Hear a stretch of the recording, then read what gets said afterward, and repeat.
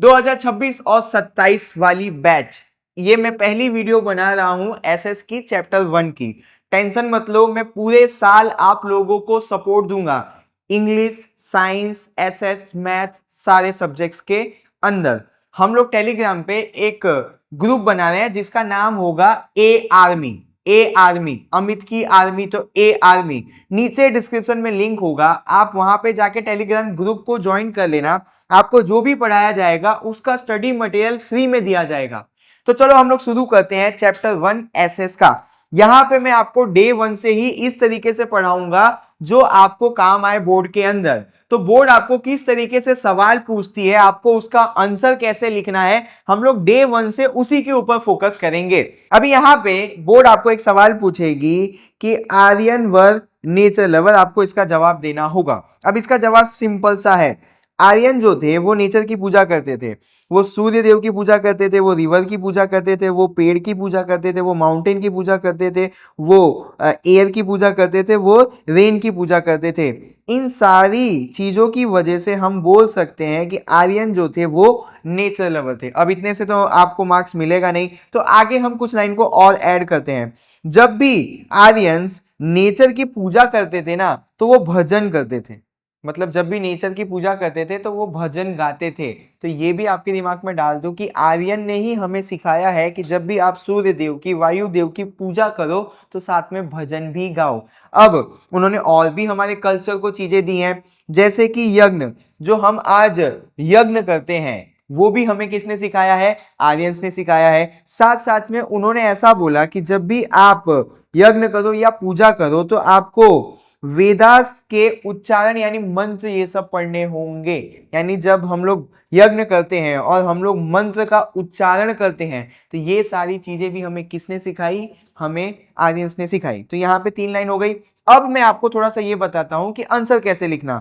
आपका सवाल क्या है? आर्यंस वर नेचर लवर, तो आप बीच में कहीं ना कहीं पे ये लिख देना कि Aryans were nature lover. Why यहाँ पे सारे ये 1 2 3 ये आपके आंसर हो गए। इतने भी आपको मार्क्स नहीं मिलेगा। तो थोड़ा सा और ऐड ऑन कर देते हैं कि जहां जहां पे जिस एरिया के अंदर आर्यंस रहते थे हम लोग उस जगह को बोलते हैं आर्यवर्त। जहां पे हिंदू लोग रहते हैं हम लोग उसको बोलते हैं हिंदुस्तान। जहां पे आर्यन लोग रहते थे हम लोग उसको बोलते हैं आर्यवर्त। ये लाइन ऐड हो गई। आगे और लाइन ऐड कर देते हैं कि पुराने जमाने में जो हिंदूस होते थे हम उन्हीं को आर्यंस बोलते थे। मतलब आज के टाइम पे जितने भी हिंदू लोग हैं हम उनको आर्यंस बोल सकते हैं। तो यहाँ पे आपका आंसर हो गया पूरा। किस तरीके से क्वेश्चन पूछेगी बोर्ड और किस तरीके से लिखना है ये सारी चीजें मैंने आपको क्लियर कर दी। एक्टिव हो जाओ, ये सारा आपको मिल जाएगा। थोड़ा सा एनर्जी के साथ पढ़ो। आप 10वीं में हो, ऐसा नहीं है कि 10वीं में हो तो आप दिन भर बैठ के सिर्फ और सिर्फ पढ़ते रहोगे। आपको तरीका पता होना चाहिए कि किस तरीके से पढ़ना है, क्या पढ़ना है और उसको लिखना कैसे है और कितना लिखना है। अगर ये 4 चीजों को आप अच्छे से कर लोगे तो आप कम समय में पढ़ाई करके भी ज्यादा मार्क्स को स्कोर कर सकते हो। अगर आपसे ये नहीं हो रहा है तो हमारे चैनल को सब्सक्राइब कर लो। हम पूरे साल आपके साथ रहेंगे और ये सारी चीजें आपको सिखाएंगे। आगे एक सवाल आपको बोर्ड पूछेगी कि state the characteristic of the Australoid people. हमको बताना है कि एस्ट्रोलॉइड पीपल कैसे दिखते थे। तो यहां पे मैं आपको किस तरीके से पढ़ना है पहले वो समझो। जो एस्ट्रोलॉइड पीपल थे वो काले कलर के थे। उनका जो ये माथा है वो कैसा होता था? ब्रॉड होता था। उनका ये जो नाक है ना, नाक ये फ्लैट यानी चिपटा होता था। साथ साथ में जो उनकी हाइट है ना ये शॉर्ट होती थी। अब याद करो मेरे साथ, एस्ट्रोलॉइड पीपल कैसे होते थे? काले होते थे, उनका नाक चिपका होता था, उनका मुंडा बड़ा होता था और उनकी हाइट छोटी होती थी। इस तरीके से थोड़ा सा एनर्जी के साथ पढ़ोगे अपने आप याद होगा। अब यार हिस्ट्री है, हिस्ट्री में आप कोई चीज बदल नहीं सकते, तो आप उसको खुशी से याद रखने की कोशिश करो ना। एस्ट्रोलॉइड पीपल कैसे दिखते थे? तो भैया काले से थे वो। अरे शर्म आती है किसी को काला बोल रहे हो, बट क्या करोगे, आपको पढ़ना पड़ेगा। एस्ट्रोलॉइड पीपल कैसे थे? काले से थे। भैया उनका जो मुंडा था ना वो एकदम चौड़ा सा था, नाक चिपटी सी थी और हाइट छोटी थी। कौन है ये लोग? एस्ट्रोलॉइड पीपल है। एनर्जी बना के रखो, अपने आप याद होगा। अब कुछ और चीजों को समझते हैं। अभी हमने पढ़ा था ना आर्यंस, ये जो आर्यन थे ना वो प्यार से एस्ट्रॉइड पीपल को निषद बोलते थे। तो आपको अगर सेक्शन ए में सवाल पूछा जाएगा कि ये जो एस्ट्रॉइड पीपल हैं उनका नाम निषद किसने दिया था, तो भैया वो आर्यन लोगों ने दिया था। क्या नाम दिया था? निषद। किसको? एस्ट्रॉइड पीपल को। आगे कुछ चीजें देख लेते हैं। अब ये जो एस्ट्रॉइड पीपल हैं आज के टाइम पे हमको कहां देखने मिलेंगे, तो मैंने बोला आसाम चले जाओ, निकोबार में चले जाओ, और म्यांमार या म्यांमार जो आप बोलो यहां पे आप चले जाओ। भैया हम लोग यहां पे चले गए, हम लोग आसाम के अंदर आ गए। तो क्या आसाम के अंदर जितनी भी पब्लिक है वो क्या एस्ट्रॉइड है? नहीं।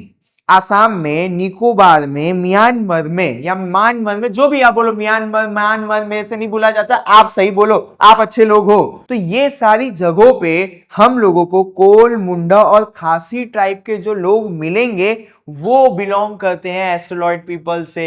गया बुद्धि में? हाँ भैया गया। आगे, अब ये जो एस्ट्रोलॉइड पीपल है ना, ये लोग भी ऐसे कोई आंडू पांडू नहीं थे, थोड़े से स्मार्ट थे। क्ले से पॉट बनाना, कॉटन से कपड़ा बनाना और बहुत सारे स्किल्स। यहां पे देखो मैंने और भी स्किल्स के बारे में फोटो दी हुई है, बट बेसिकली आपको याद क्या रखना है कि एस्ट्रोलॉइड पीपल जो थे वो क्ले से पॉट बनाते थे, कॉटन से क्लोथ बनाते थे और भी बहुत सारी स्किल इनको आती थी। तो ये एक स्मार्ट लोग थे। और एक चीज और देख लेते हैं कि ये लोग भी है ना बहुत ज्यादा बिलीव करते थे रिलीजन में। ये लाइन मैंने छोटी सी बनाई है ताकि आपका आंसर बड़ा हो जाए। आपको लास्ट में आंसर बड़ा करने के लिए क्या लिख देना है कि Australoid people also had strong believes in religion. अच्छा, मैंने जो अभी बोला और लिखा उसमें फर्क है, बट आपको समझ में आ रहा होगा। अभी इस चैप्टर के अंदर ये जो ट्राइब्स है वो कहां से आए थे, आप थोड़ा सा उसको लास्ट में याद करना, क्योंकि इसको याद करना थोड़ा कॉम्प्लिकेटेड काम हो जाता है। तो जो एस्ट्रोलॉइड पीपल थे वो आए थे साउथ ईस्ट एशिया से। अभी मैं आपको दिखाता हूं कि साउथ ईस्ट एशिया है कहाँ। अभी ये जो हमारा एरिया पड़ जाता है, ये पड़ जाता है हमारा इंडिया, जहां पे भी मैं मार्क कर रहा हूं ये पड़ जाता है इंडिया। तो इंडिया से इस तरफ हम लोग आएंगे तो ये जो पूरा एरिया है ये हमारा पड़ता है साउथ ईस्ट एशिया। मैंने यहाँ पे मैप जानबूझ के आपको दिखाया है ताकि आपके दिमाग में क्लियर रहे। हमारा ये जो आसाम साइड है ना उससे ऐसे क्रॉस में, आसाम मतलब ये पूरा जो यहाँ पे 7 सिस्टर्स वाले स्टेट है, यहां से थोड़ा सा हम लोग क्रॉस में आएंगे तो हमको क्या देखने को मिलेगा? साउथ ईस्ट एशिया से। इसी साउथ ईस्ट एशिया से कौन से पीपल आए थे? तो भैया हमको अभी आपने बताया एस्ट्रोलॉइड पीपल आए थे। इस तरीके से पढ़ोगे तो कभी भूलोगे नहीं। आगे एक सवाल बोर्ड हमको पूछ रही है कि provide information about the most ancient people belonging to the Aryan race. इतना बड़ा सवाल भैया, इसका आंसर कितना बड़ा होगा? सवाल के अंदर मेन जो आपको पूछा है वो पूछा है आर्यंस के बारे में। यहां पे ये जो भी लिखा हुआ है provide information about the most Asian people belonging to the Aryan race, आपको डराने के लिए लिखा हुआ है। मेन जो क्वेश्चन है वो है आर्यन, आप लोगों को लिखना है आर्यन के बारे में। हमने आर्यन के बारे में पहले भी कुछ पढ़ा था, हाँ भैया ये रहा, हमने ये पढ़ा हुआ था। अगर आप ये सारी चीजें भी लिखो तो भी अच्छा है, बट मेरा काम है अभी आपको थोड़ा सा और सिखा देना, बता देना, ताकि आपका फाउंडेशन मजबूत है। ये पहली वाली लाइन, पुराने जमाने में जो हिंदू थे हम उनको क्या बोलते थे? आर्यंस। जो लोग जहां पे जिस एरिया के अंदर आर्यंस रहते थे हम लोग उसको बोलते थे आर्यवर्त। ये भी हमने देखा। अब यहां पे देखो कुछ और इजी लाइन आपको ऐड करवा देता हूं। They were more advance than many other tribes. ऐसा बोला जाता था जो आर्यंस है ना वो बहुत ज्यादा एडवांस थे। ऐसा क्यों था? क्योंकि जो अदर ट्राइब्स थी, जैसे अभी हमारे बुक के अंदर है मोंगोलॉइड, एस्ट्रोलॉइड, नेग्रिटॉइड, ये सारे ट्राइब्स जो थे इनके जो भी अच्छे अच्छे काम थे ये सारे काम आर्यंस खुद सीख लेते थे। एस्ट्रोलॉइड मटका बनाते थे, नेग्रिटॉइड कपड़ा सिलते थे, और बच कौन गए? मोंगोलॉइड। मोंगोलॉइड मान लो जूता बनाते थे। तो ये 3 ट्राइब के पास 3 अलग अलग स्किल है। आर्यन इनको बैठ के देखते थे और ये सब सीख लेते थे, इसीलिए हमने इनको क्या बोला? More advance tribe. और कुछ इजी लाइन देख लेते हैं। जहां जहां पे जिस जिस लैंड के ऊपर आर्यंस रहते थे उनका और भी अलग अलग नाम है, सेक्शन ए में काम आएगा। जैसे कि भारत भूमि, जैसे कि भारत खंड, जैसे कि भारत वर्ष या भारत वर्षा। तो ये अलग अलग नाम है जिस जगह पे आर्यंस रहते थे। अब एक और चीज है जो मैं आपको बता दूं, यहां पे एक लाइन लिखा हुआ है, उसको समझते हैं। The Nordic Aryan were the founder of the Aryan civilization in India. समझाता हूं, जो आर्यन सिविलाइजेशन है, यानी जो आर्यन समाज है, यानी जो आर्यंस लोग हैं, इनको किसने ढूंढा था? तो नॉर्डिक आर्यंस ने ढूंढा था। ये याद रखे चलना, मैं डीप में नहीं बता रहा हूं क्योंकि इसका एविडेंस अलग अलग बुक में अलग दिया हुआ है, बट हमारी बुक के अंदर एमसीक्यू में ये पूछा जाता है कि आर्यन जो सिविलाइजेशन है उसके फाउंडर कौन थे, तो आपको एक वर्ड याद रखना होगा, नॉर्डिक आर्यन। ठीक है। अब बोर्ड हमसे एक और सवाल पूछ रही है कि राइट अबाउट द नेग्रोटॉइड रेस। देखो ये रेस वेस लिखा हुआ है ना, ये आपको कंफ्यूज करने के लिए लिखा हुआ है। आपको बेसिकली आंसर किसका देना है? नेग्रोटॉइड का देना है। तो नेग्रोटॉइड जो थे ये काफी पुराने बंदे लोग हैं हमारे देश के। इस तरीके से याद रख के चलो तो याद रह जाएगा। किसी की डिसरिस्पेक्ट नहीं कर रहे हैं, बस हमको याद रखने के लिए हम थोड़ी सी अपने दिमाग के अंदर कहानियां बनाते हैं। ये जो नेग्रोटॉइड लोग थे ये थोड़े से पुराने बंदे थे। अब इसको कैसे लिखना है वो मैंने बता दिया है। अब ये आए कहां से थे? तो ये आए थे अफ्रीका से। कहां से आए थे? अफ्रीका से। अफ्रीका से बलूचिस्तान होते हुए ये इंडिया में आए। याद रखना, अफ्रीका से बलूचिस्तान होते हुए इंडिया के अंदर जो ट्राइब आई थी हम लोग उसको बोलते हैं नेग्रिटॉइड ट्राइब। मेरे साथ वापस से बोल लो, कहां से आए थे नेग्रिटॉइड? भैया अफ्रीका से आए थे। अफ्रीका से कहां पहुंचे? बलूचिस्तान पहुंचे। बलूचिस्तान से इंडिया में एंटर कर गए। कौन से लोग थे वो? भैया नेग्रिटॉइड लोग थे। आगे अगर हम लोग देखेंगे तो पहला देखो, कोई भी इंसान अगर अफ्रीका से आया हुआ है तो आपके दिमाग में आना चाहिए भैया वो तो काला होगा। हाँ, एक कैरेक्टरिस्टिक आपने बता दिया। कहां से आए थे? अफ्रीका से। कैसे होंगे? काले कलर के होंगे। अब नई चीज, इनकी जो हाइट थी ना वो भी शॉर्ट थी। अब कितनी शॉर्ट थी? 4 से 5 फुट। तो यहां से हम लोग दो लाइन बना सकते हैं कि Negritoid people had short height. कितनी short height? The height of Negritoid people around 4 to 5 feet. एक ही लाइन से हमने दो लाइन बना ली। इस तरीके से भी हमको थोड़ा सा फेंकना होता है। आप लोग को जब फेंकने की बात बोलते तो हनी सिंह का गाना लिखते हो, ऐसे नहीं फेंकते हैं बालकों। अब शॉर्ट हाइट का तो मैंने बता दिया, और इसके पहले मैंने बता दिया था कि इनकी स्किन कैसी है, तो डार्क यानी ब्लैक कलर की है। एक नई चीज, इनके बाल मेरे जैसे हैं। कैसे? अमित भैया जैसे। कैसे? कर्ली हेयर है। तो जो लोग नेग्रोटॉइड पीपल हैं, पहले तो वो छोटे हैं। कितने छोटे हैं? 4 से 5 फीट के हैं। उनका बाल कैसा है? तो भैया कर्ली बाल है। कलर कैसा है? काले हैं, क्योंकि अफ्रीका से आए हैं। तो इस तरीके से थोड़ा फुद्दू फुद्दू कनेक्शन बना के भी याद किया करो। आगे हमको बोर्ड एक सवाल पूछे है कि Dravidians were the original people of India. हमको ये बताना है कि क्या द्रविडियन इंडिया के असली लोग हैं? मतलब ये जो देश है, ये जो इंडिया है, इसको बनाने वाले क्या द्रविडियन है? इस तरीके से बोर्ड आपको सवाल पूछ रही है। अब हम लोग यहाँ पे पहला लाइन लिख देंगे कि Dravidians were the original Indians. यहाँ पे इनहैबिटेंट है, हटा दो, कोई दिक्कत नहीं है। मैं आपको बोल रहा हूं कि कॉम्प्लेक्स वर्ड को हटा के भी आंसर लिखोगे तो भी मार्क्स मिलेंगे। तो Dravidian were the original Indian. अब क्यों हम लोग जाते हैं स्टोन एज में? कहां पे चले जाते हैं? स्टोन एज के अंदर। यहां पे एक है इंडस वैली सिविलाइजेशन। अब इसको मैं समझाता हूं, बहुत ध्यान से समझना। यहां पे आपको ये जो ग्रीन कलर की सब दिख रही है, ये है नदियों के कॉम्बिनेशन।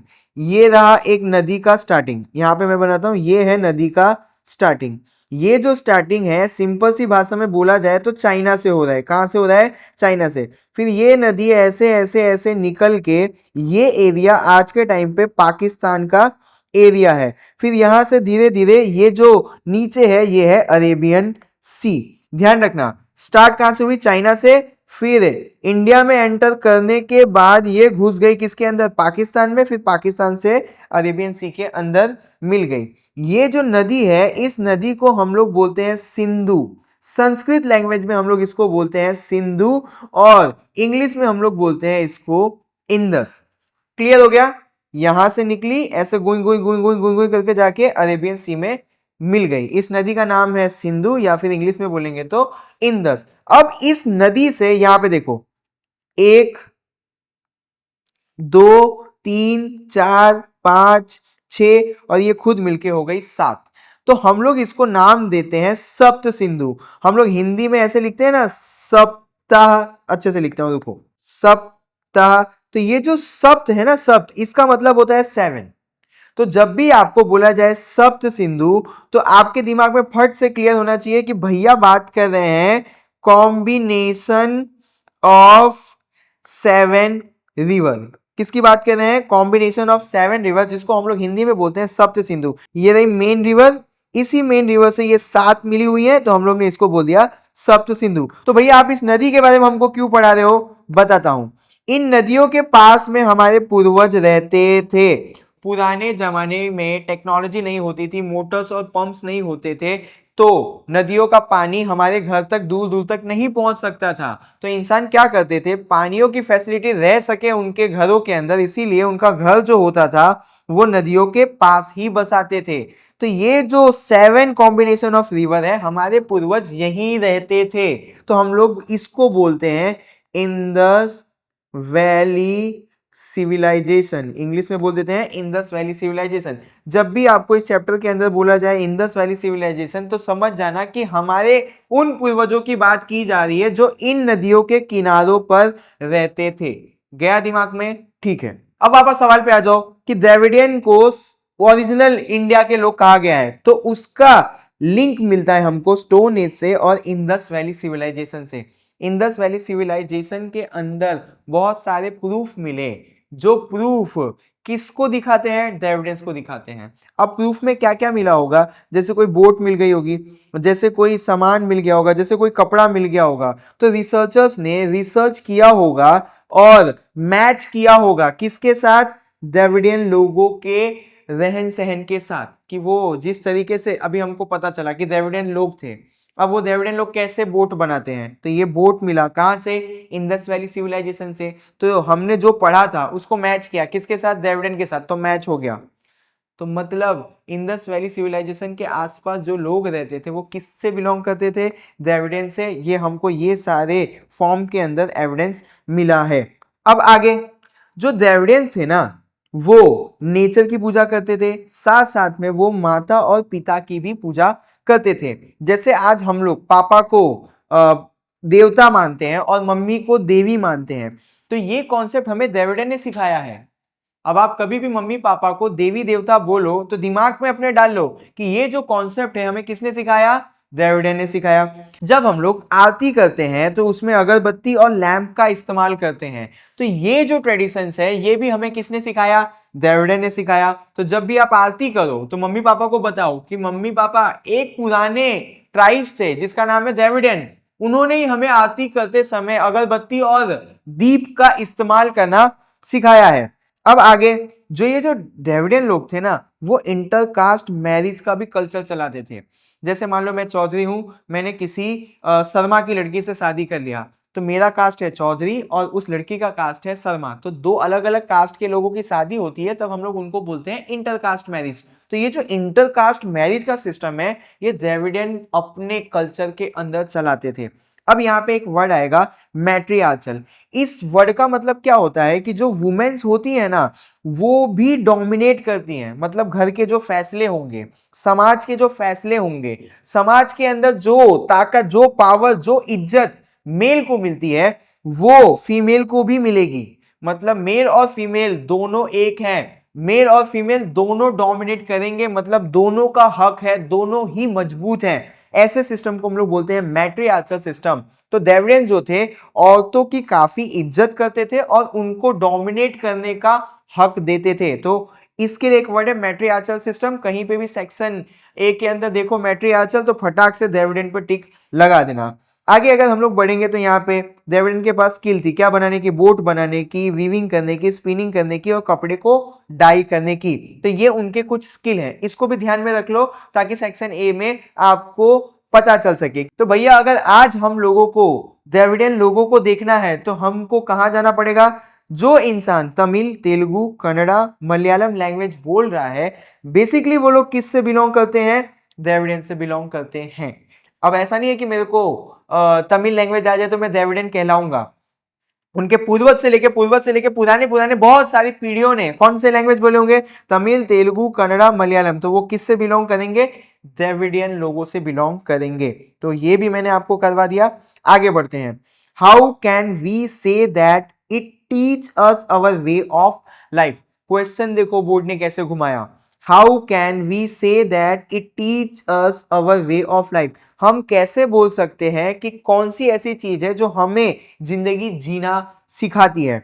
अब ये जो चीज है ना, ये बिलोंग करती है कल्चर से, क्योंकि कल्चर ही हमें सिखाता है कि जिंदगी को कैसे जीते हैं। अब ये जो कल्चर होता है, इसी कल्चर से हम लोग सोसाइटी के अंदर कैसे बिहेव करेंगे ये सीखेंगे। सोसाइटी के अंदर, अच्छा थोड़ा उल्टा बोलते हैं, हम सोसाइटी के अंदर जिस तरीके से बिहेव कर रहे हैं, जैसे यहाँ पे ये आदमी है, ये बुजुर्गों का ख्याल रख रहा है, यहाँ पे ये औरत है, ये औरत बच्चों को सिखा रही है कि कचरा किसके अंदर डालने का, कचड़े के पेटी में डालने का। तो जो बिहेवियर हम सोसाइटी के अंदर कर रहे होते हैं, उसी से हमारा बनता है कल्चर। आगे बढ़ते हैं। कल्चर क्या होता है? तो culture include rules and tradition. अब यहाँ पे रूल्स एंड ट्रेडिशंस क्या होते हैं? बहुत सिंपल सी भाषा में, जब हम लोग अपने बड़ों की इज्जत कर रहे हैं, हम लोग अपने बड़ों से बहुत पोलाइटली बोल रहे हैं, हम लोग ईमानदारी को फॉलो कर रहे हैं, हम सारे फेस्टिवल्स मनाते हैं, हम दूसरों की मदद करते हैं और हमने जो प्रॉमिस किया है उसको निभाते हैं, तो समाज के अंदर यही रूल्स हमारे ट्रेडिशंस बन जाते हैं। और इन्हीं रूल से हमारा क्या बनता है? तो हमारा कल्चर बनता है। आगे देखेंगे तो कल्चर और क्या है। अब जैसे मैं रोज उठ के अपने दांत में ब्रश करता हूं, मतलब ये मेरी हैबिट है। मैं लोगों को बहुत प्यार से ट्रीट करता हूं, ये मेरी वैल्यू है। हमारे इधर जब तक आदमी खाना ना खा ले तब तक औरत भी खाना नहीं खाएंगे, ये हमारा कस्टम है। कोई ऑफेंड मत होना, बता रहा हूं, ऐसा ये प्यार होता है कि जब तक हमारे मेल खाना नहीं खा रहे तब तक हमारी फीमेल भी खाना नहीं खाती है, क्योंकि फीमेल ने अपने ऊपर जिम्मेदारी लेके रखी हुई है कि जब तक हमारे घर के मेल को हम खाना नहीं खिला देंगे तब तक हम भी नहीं खाएंगे। ये प्यार होता है उनका, तो ये हमारा क्या है? कस्टम है। अच्छा, यहाँ पे आइडिया लिख दिया है मैंने, यहाँ होगा आइडियल। आइडियल मतलब कि हम किसको मानते हैं। जैसे बहुत सारे लोग कोई शिव जी को मानता है, कोई पार्वती जी को मानता है, कोई राम जी को मानता है, कोई विष्णु जी को मानता है। तो जो हमारे आइडियल्स हैं उसके साथ साथ जो हमारा ट्रेडिशन है, ट्रेडिशन का मतलब जो हमारे रूल्स रेगुलेशंस यहाँ पे जो मैंने बोले ये सब हैं। तो अगर आप habit, values, customs, tradition, ideas ये सबको मिला दोगे तो भी बनता है हमारा कल्चर।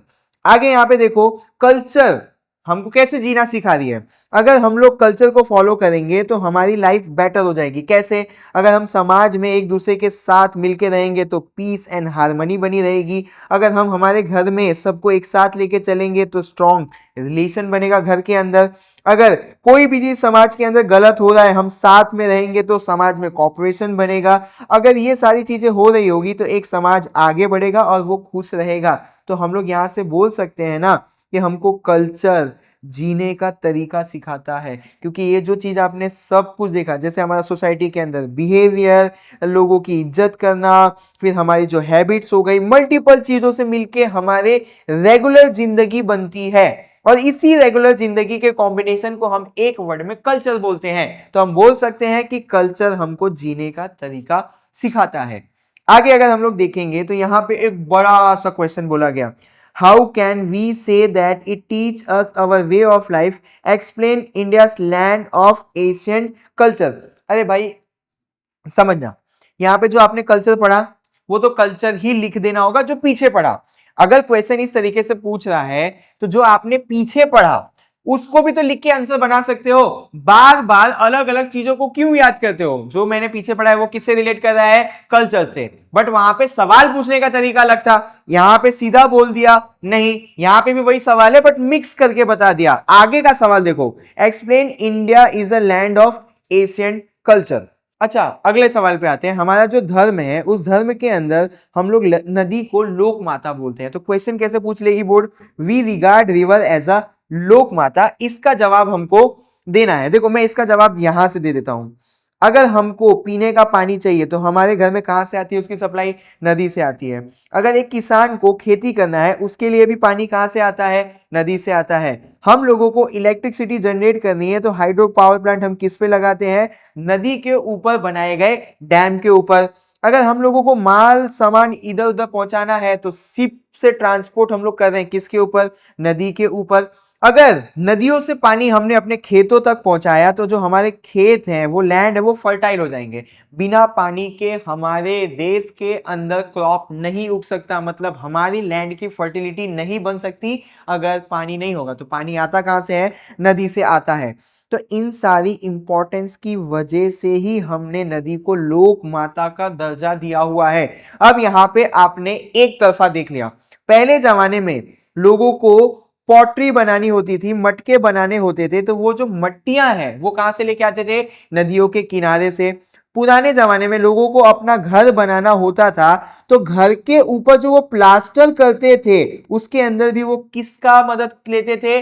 नदियों के किनारों की मट्टी का। और भी बहुत सारे अदर फंक्शन है जहां पे नदी हमको बहुत सारे फायदे देती है। तो इन्हीं सब रीजंस की वजह से हम नदी को लोक माता बोलते हैं। अब इतना लिखने पे आपको मार्क्स नहीं मिलेगा, इसीलिए आप लोग क्या करना कि जितनी भी नदी आपको याद है, जैसे मैंने यहाँ पे गंगा, यमुना, सरस्वती, इंदस, नर्मदा, गोदावरी, कृष्णा, ये सारी नदी लिखी हुई है। आपको जितनी नदियों के नाम याद रहते हैं आप उनका एक लिस्ट तैयार कर दो, आपका एक बड़ा सा आंसर रेडी हो जाएगा। अब हमारी जो सभ्यता है अभी मैंने आपको बताई, वो कहां पे बसी हुई थी? इंदस रिवर के पास। तो हम लोग ये बोल सकते हैं कि इंडिया के जो लोग हैं वो कहां से ग्रो किए हैं? नदियों के किनारे से। हमारा वजूद ही किससे बना है? नदियों के किनारे पे जिंदगी बसाने से।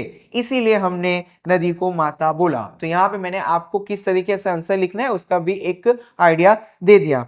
आगे अगर हम लोग एक सवाल देखेंगे, सवाल बहुत बड़ा है, डरना नहीं।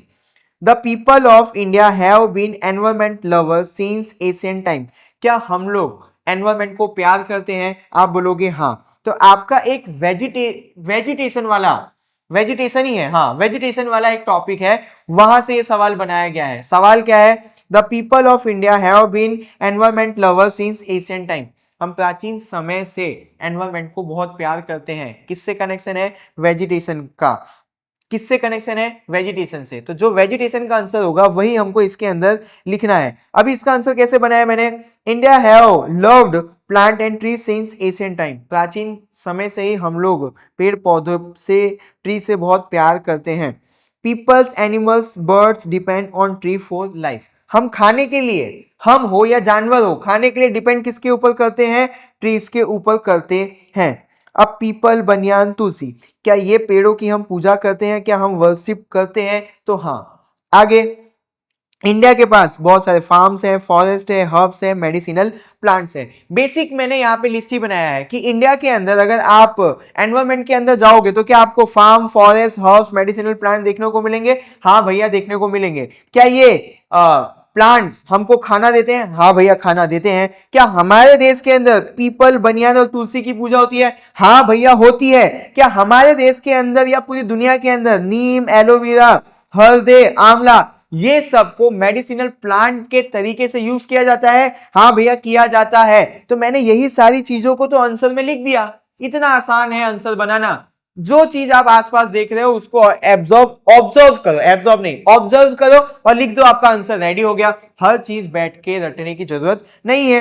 अभी और अगर आंसर बड़ा करना है तो जितने फ्लावर्स के आपको नाम याद है उसका भी लिस्ट बना दो, एक मोटा सा तगड़ा सा लाइन बन के रेडी हो जाएगा और आपको फुल मार्क्स मिलेंगे। क्वेश्चन बड़ा था बट याद रखना एनवायरमेंट लवर। जैसे ही बोला जाए क्वेश्चन के अंदर एनवायरमेंट लवर, वेजिटेशन वाले टॉपिक से उठा के सारा आंसर लिख देना।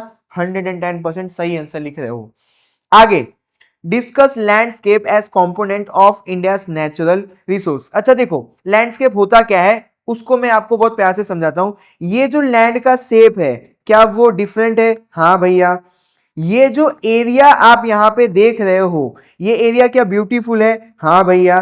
तो कोई भी डिफरेंट शेप ऑफ लैंड और वो ब्यूटीफुल हो, अगर ऐसा लैंड का फॉर्मेशन हो रहा है, क्या याद रखना है? Different shape of land. साथ साथ में वो जो डिफरेंट शेप ऑफ लैंड है वो ब्यूटीफुल भी अगर होगा तो हम लोग उस जगह को बोल देंगे लैंडस्केप। याद हो गया? ठीक है। अब हमारे देश के अंदर ये जो ब्यूटीफुल लैंडस्केप है ज्यादातर देखने को मिलता है कहां पे? हिमालय के ऊपर। तो हम लोग अब इस आंसर के अंदर सारी हिमालय की बढ़ाई को लिख देंगे। जो जो हिमालय की बढ़ाई है, अच्छाई है, उनका लिस्ट बनाते हैं, इसका हमको आंसर मिल जाएगा। अब क्या हिमालय के वहां से रिवर निकलती है? हाँ भैया निकलती है ना। क्या हिमालय पे फॉरेस्ट है? हाँ भैया है ना। क्या हिमालय के पर्वतों से हमको मिनरल्स मिलते हैं? हाँ भैया। क्या हिमालय पे बर्फ पड़ती है? हाँ भैया। क्या हिमालय पे रेयर एनिमल्स हैं? हाँ भैया। क्या हिमालय पे रेयर बर्ड्स हैं? हाँ भैया। उसी का लिस्ट बना दो, आंसर बन गया। आगे, अब हमारे धर्म के हिसाब से, हिंदू धर्म के हिसाब से हिमालय पे क्या अमरनाथ है, बद्रीनाथ है, केदारनाथ है? हाँ भैया है ना। इनका लिस्ट बना दो तो भी आंसर बनेगा। आगे, अब जो हिमालय है, अब एक लाइन जो आपके दिमाग में डालता हूं, जो हिमालय है क्या वहां से हमको पानी मिलती है? हाँ, गंगा जी वहीं से निकल रही हैं। क्या जो हिमालय है वहां से हमको मिनरल्स मिलते हैं? हाँ भैया। तो वहां से हम पैसे बना रहे हैं। अब क्या हिमालय पे टूरिस्ट जाते हैं? हाँ भैया जाते हैं। तो ये भी ऐड करो, आपका आंसर बन जाएगा। जैसे लैंडस्केप का नाम सुनोगे क्या याद आना चाहिए? हिमालय। हिमालय के ऊपर जो जो चीजें हैं उनका लिस्ट बनाओ, आपका आंसर बन गया। अब यहाँ पे एक सवाल है, थोड़ा ध्यान से देखना। Describe how the different tribe in ancient India were Indianise. Indianise का मतलब है कि अलग अलग जो ट्राइब्स आए थे हमारे देश में वो कैसे इंडियन बन गए। जैसे इंडियनाइज वर्ड देखोगे तो ये समझना कि कैसे विदेशी लोग इंडियन बन गए। आपने तो न्यूज में देखा ही होगा ना कि हम लोग बाहर जाते हैं तो हम अमेरिकन बन जाते हैं। वैसे ही पुराने टाइम पे जो अलग अलग ट्राइब्स के लोग इंडिया में आते थे तो वो इंडियन बन जाते थे, उसके लिए वर्ड यूज कर दिया गया इंडियनाइज। अब यहाँ पे समझना, इंडिया का जो कल्चर है वो मिक्स है। अब कैसे, यहाँ पे समझना, जो बाहर देश से लोग आए उन्होंने इंटरकास्ट मैरिज कर ली। मतलब बाहर देश से एक इंसान आया, उसने हमारे देश की लड़की से शादी कर लिया। बाहर देश से एक लड़की आई, उसने हमारे देश के एक आदमी से शादी कर लिया। तो क्या हो गया? Intercaste marriage. इसकी वजह से वो इंडियन बन गए। जो बाहर देश से लोग आ रहे थे ना, उनको हमारा लैंग्वेज, उनको हमारे बुक्स, उनको हमारे नाम, उनको हमारे रिलीजन्स यानी हमारा धर्म, ये सब बहुत पसंद आ रहा था, जिसकी वजह से वो वापस अपने देश गए ही नहीं, इंडियन बन गए। ये सारी चीजों से वो इंप्रेस हो गए और इंडियन बन गए। यहाँ पे आप ये तो जान गए कि लोग कैसे इंडियन बने, बट इतने से आपको मार्क्स नहीं मिलेगा। थोड़े से और चीजें लिख लेते हैं। जिस तरीके से हम लोग जिंदगी जीते थे वो भी हमसे घुल मिल गए और हमारे कल्चर का पार्ट बन गए। ये फुद्दू सा एक लाइन मैंने लिख दिया। अब आज के टाइम पे सारे पीपल क्या बन गए हैं? इंडियंस बन गए हैं। अब अलग अलग लोग जब हमारे देश में आए तो उन्होंने अपने कल्चर को हमारे कल्चर के साथ मिक्स किया और हमारे कल्चर को क्या बना दिया? अमीर बना दिया। हमारे कल्चर को अमीर, कलरफुल और सक्सेसफुल बना दिया। यहाँ प्रॉस्पेरस लिखा हुआ है तो आप सक्सेसफुल लिख सकते हो। मैं वापस से डॉट कनेक्ट करता हूं। लोग हमारे देश में आए तो उन्होंने मिक्स कल्चर बना लिया। मान लो एक इंसान अमेरिका से आया, हम लोग इंडिया से हैं, तो अमेरिका और इंडिया दोनों का कल्चर मिला के हमने क्या बना दिया? Mix culture. इसकी वजह से जो हमारा कल्चर है वो क्या हो गया? अमीर हो गया, कलरफुल हो गया और प्रॉस्पेरस यानी सक्सेसफुल हो गया। तो यहाँ पे 7 लाइन दी है, आप कोई भी 4 लाइन इजी सा उठा के आंसर बना देना और एक लाइन ट्राई करना कि अपने दिमाग में जो चल रहा है उसको उतारना। तो 5 लाइन बन जाएगी, आपको पूरे 2 मार्क्स मिलेंगे। आगे एक सवाल देखो, सवाल बड़ा है। State our fundamental duties in the constitution for preserving and conserving heritage. Heritage को बचाने के लिए हमारे कॉन्स्टिट्यूशन में कौन कौन से ड्यूटीज या राइट्स दिए गए हैं? तो जैसे ये सवाल पूछा जाए आपको याद रखना होगा आर्टिकल 51A। क्या याद रखना होगा? Article 51A। आर्टिकल 51A हमें ये ड्यूटीज या राइट्स देता है कि हमें हमारे हेरिटेज को बचाना है। अब बचाने के अंदर ये तो पता चल गया कि बचाना है, बचाने के अंदर लिखोगे क्या? तो सबसे पहले आर्टिकल 51A हमें बताता है कि हमारे जो हेरिटेज है हमको उसकी वैल्यू करनी चाहिए और उसको प्रिजर्व करना चाहिए। अब कौन कौन से हेरिटेज, चाहे वो नेचुरल हेरिटेज हो जैसे कि forest, river, pond, wild life, birds, environment, ये सभी चीजों को आपको बचाना है। किस आर्टिकल से? आर्टिकल 51A से। आर्टिकल 51 ये भी बोलता है कि जो भी पब्लिक प्रॉपर्टी है उसे भी हमें प्रोटेक्ट करना चाहिए। उसके साथ साथ आर्टिकल 51A हमें ये भी सिखाता है कि हमें वायलेंस नहीं करना चाहिए, मारपीट नहीं करना चाहिए, हमें कैसे रहना चाहिए? पीसफुली रहना चाहिए। तो आर्टिकल 51 ने हमें ये सब सिखाया और ये आर्टिकल 51 कहां से आया है? कॉन्स्टिट्यूशन से आया है। तो इस तरीके से याद रखोगे तो भी याद होगा। आगे हम लोग पढ़ते हैं, ये हमारा इस चैप्टर का लास्ट सवाल है। अब ये हमारा इस चैप्टर का लास्ट सवाल है कि wild life India loves and respect animal. India के जो लोग हैं वो वाइल्ड लाइफ यानी जंगली जानवरों को या नॉर्मल डोमेस्टिक जानवरों को प्यार करते हैं और उनकी इज्जत करते हैं। अब ये हमें कैसे पता चलेगा? तो उसका सबसे बड़ा जो कारण है ना कि हमारे देश के जो देवी देवता हैं उन्होंने को अपना व्हीकल बना के रखा हुआ है। जैसे यहाँ पे ये अंबे माँ है, उन्होंने शेर को अपना व्हीकल बना के रखा है। गणेश जी उन्होंने चूहे को, और शंकर जी हैं उन्होंने नंदी जी को। तो ये जो जानवर हैं, ये जो एनिमल्स हैं, इनको व्हीकल की उपाधि देके रखी गई है हमारे धर्म के अंदर। तो ये क्या शो कर रहा है, ये शो कर रहा है कि हम जो वाइल्ड एनिमल्स हैं उनको बहुत ज्यादा रिस्पेक्ट करते हैं। यहाँ पे आपको आपके आंसर का जवाब तो मिल गया, बट आपको मार्क्स नहीं मिलेगा। अब देखो, जितने भी आप वाइल्ड एनिमल्स के नाम जानते हो उनका आप लिस्ट बना देना, तो आपका एक लाइन रेडी हो जाएगा। एक इंपॉर्टेंट चीज ध्यान रखो, एशिया के लायंस हम लोग उनको बोलते हैं एशियाटिक लायन। अभी एशिया के अंदर, गुजरात के अंदर एक गिर फॉरेस्ट है जहां पे हमको लायन देखने को मिलते हैं। तो याद रख के चलना, सेक्शन ए में काम आएगा। क्या याद रखिए चलना, एशिया के अंदर, गुजरात के अंदर, गिर फॉरेस्ट के अंदर हमको लायन देखने को मिलते हैं। इससे आपका आंसर भी बन गया और सेक्शन ए के लिए भी ध्यान आ जाएगा। अब एक और चीज, ये जो है, ये इसको हम लोग बोलते हैं हमारे देश के अंदर नेशनल एम्बलम। इस नेशनल एम्बलम में सबसे ऊपर तो ये लायन है, उसके बाद ये हॉर्स है, ये देखो यहाँ पे हॉर्स है, और उसमें उसके साथ साथ बुल, यहाँ कहीं बुल है। तो हमारे देश का जो नेशनल एम्बलम है उनके ऊपर भी वाइल्ड एनिमल्स हैं, जैसे कि लायन, हॉर्स और बुल। तो ये भी एक तरीका है उनको रिस्पेक्ट दिखाने का। अब आगे आंसर को बढ़ाने के लिए यहाँ पे हमारी गवर्नमेंट ने जंगली जानवरों को बचाने के लिए बहुत सारे उनके घर बनाए हैं। एक घर को हम लोग बोलते हैं नेशनल पार्क, एक घर को हम लोग बोलते हैं वाइल्ड लाइफ सेंचुरी। इनको आप चैप्टर 9 के अंदर डीप में पढ़ोगे। अभी इतना जानो कि जंगली जानवर को बचाने के लिए गवर्नमेंट उनका घर बनाती है। एक घर का नाम है नेशनल पार्क, एक घर का नाम है वाइल्ड लाइफ सेंचुरी। अब इतना आपके लिए काफी होगा। तो इस चैप्टर के अंदर से most most most IMP questions मैंने आपको करवा दिए। अभी भी कुछ डाउट लगता है तो नीचे कमेंट करना, मैं इजी तरीके से उसको भी समझाऊंगा। टेलीग्राम ग्रुप ज्वाइन कर लेना, तो ये सारे स्टडी मटेरियल आपको मिल जाएंगे। मैं आपको गारंटी देता हूं कि आपके अच्छे मार्क्स आएंगे। पढ़ने का थोड़ा सा तरीका बदलो।